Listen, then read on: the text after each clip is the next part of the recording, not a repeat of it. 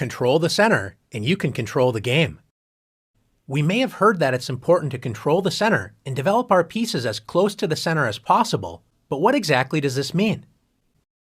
The center squares are e4, d4, d5, and e5. A popular as well as strong opening move for white is to play e4. White moves a pawn directly in the center, controlling the d5 and f5 squares in black's territory, and it also opens up lines for white's light-squared bishop and queen to quickly enter the game. A good response for black is to play the same move, e5. By controlling the center, both sides prevent enemy pawns from entering their territory. If white tries to force two pawns in the center with d4, threatening black's pawn on e5, it's important for black to break up white's pawn center with e takes d4. When white's dreams of taking over the center with pawns have been shattered, so black should not have any serious problems in the opening. Is the center really that important to control? What happens if black wants to move pawns on the edge of the board, such as a6? Pawn moves are important when they can control key squares, especially in the center, and when they open up lines for pieces to enter the game. This move does not control an important central square, and it only allows the rook to move to a7, not exactly improving black's position. Since black does not want to control the important center, don't be shy. Let's take the center for ourselves with d4.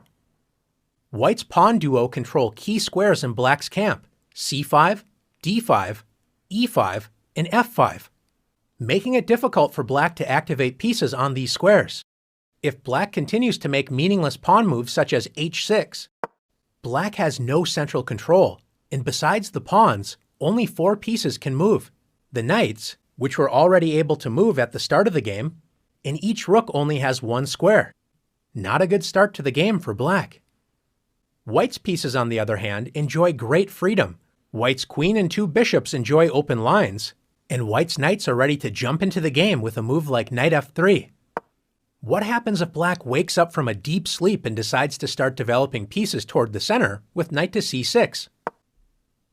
Pieces need pawns in the center so they are not constantly attacked. Since black does not have a pawn on d5, white can simply march forward with d5, grabbing space and attacking black's knight, forcing it to waste time by moving again. Black should admit the mistake and retreat the knight, but instead decides to move the knight to the edge of the board with knight a5. Most pieces do not like being on the edge of the board, and the knight is especially weak as it only controls 4 squares.